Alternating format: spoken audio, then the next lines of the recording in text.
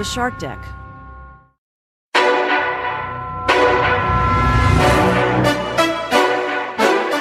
Hello and welcome to Palace Intrigue. I am your host, Mark Francis. Hugh Jackman predicts Australia will ditch British monarchy and become a republic, calling it inevitable. Jackman, born in Australia to English parents, said, "I think Australia will become republican at some point. It feels natural. It feels like something that is, I would guess, inevitable, and I would guess would be a natural part of the evolution of the country, you know?" Hugh remembers celebrating royal events when growing up, since the wedding of Charles and Diana. "We had champagne. There was no bunting at our house, but if Dad could have found it, there would have been." He says he has no ill will towards the royals, adding, "I see and feel real genuine desire to be of service to the public." The Beast wondered what Meghan has been up to. Some royal watchers are curious about the Instagram handle @Meghan, which appeared last summer with a previously unseen childhood photograph of Meghan shortly after she told the Cut magazine, "I'm getting back on Instagram." Royal reporter Camilla Tominey saying that due to Meghan's busy schedule and seemingly fewer staff, it's unlikely that she will attend the coronation. The Telegraph says that Harry understands the coronation is pretty much the most important day of Charles' life and would instinctively like to be there. However, the royals have not offered a meeting and are unlikely to do so, believing they have nothing to apologize for. A friend of Harry's told the Telegraph, "It's complicated. There are a million different variables. Anybody could understand the predicament. They'll cross that bridge when they come to it. They do not have any insight. They're in limbo." If Harry doesn't come, he will miss the Falcons. The Times wrote about the Coronation Claims Office, which is responsible for adjudicating requests or claims made by aristocrats to serve their traditional roles at the coronation. The Daily Beast recapped these claims and include the right to carry the king's spurs, hold his right glove, taste his wine, and even present him with a pair of falcons. One ancient provision sees a dutiful noble servant paid in bolts of velvet. Many of these dubious honours go back to the 1377 coronation of Richard II, since when nobles have argued their claim to carry out duties for the sovereign at the coronation. Reporter Valentine Lowe quotes the 7th Baron Carrington, 74, the new Lord Great Chamberlain, as saying, "You can look up what Lord Great Chamberlains did in the past, dressing and undressing the king and anointing him and so on, but this is going to be different, and no one has been told what their duties are yet. The only piece of information I have is that I have to be there at 9:30 a.m. on the morning of the coronation, and there is a chart that shows me in a procession." Some rare, non-flattering press about Kate has appeared. Normally everything she does is seen as wonderful, but the Express reported some criticism of her recent visit to a food bank. One Twitter said, "How do they not realize how offensive and insensitive this is? Multi-millionaires funded by the public visiting a food bank.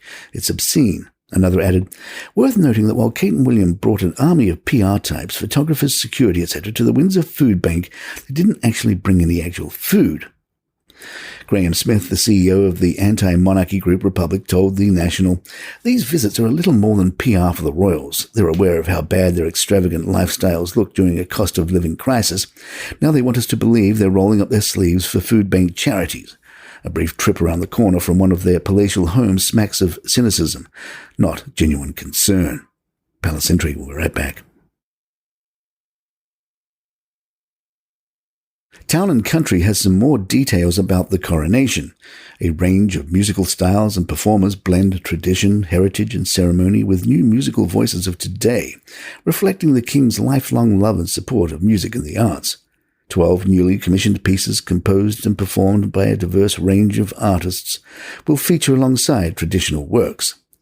Among the singers will be a hand-picked gospel choir known as the Ascension Choir, and at the King's request, Greek Orthodox music will be performed by the Byzantine Chant Ensemble in tribute to Prince Philip, who was born on the Greek island of Corfu as a prince of Greece and Denmark. Musical theatre composer Andrew Lloyd Webber has been commissioned to create a new coronation anthem. However, celebrated coronation anthem Zadok the Priest by George Frederick Handel, which has been performed at every coronation since George II in 1727, will still be played. In a statement, the palace said, "The King has personally commissioned the new music and shaped and selected the musical program for the service. All coronation services are a mixture of deep-rooted tradition and contemporary innovation. Organist and master of the choristers at Westminster Abbey, Andrew Nethsinger, who will be overseeing all music arrangements, said in a statement.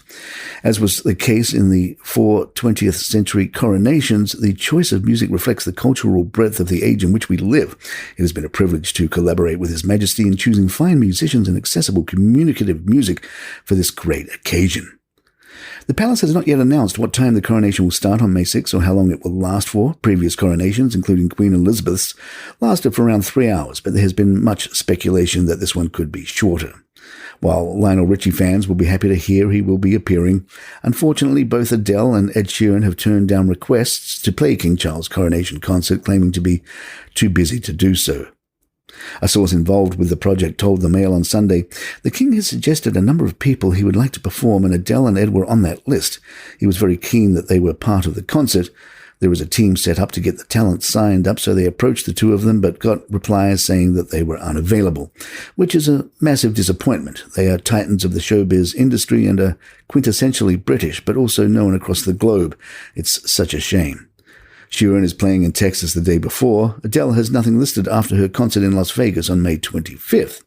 Charles is still hoping for a yes from Harry Styles. And there you have it. If you'd like to email us, our address is thepalaceintrigue@gmail.com. Please follow us on Spotify, iTunes, Google Podcasts, wherever you get your favorite shows. I'm Mark Francis. My thanks to John McDermott's Palace Intrigue. Good times.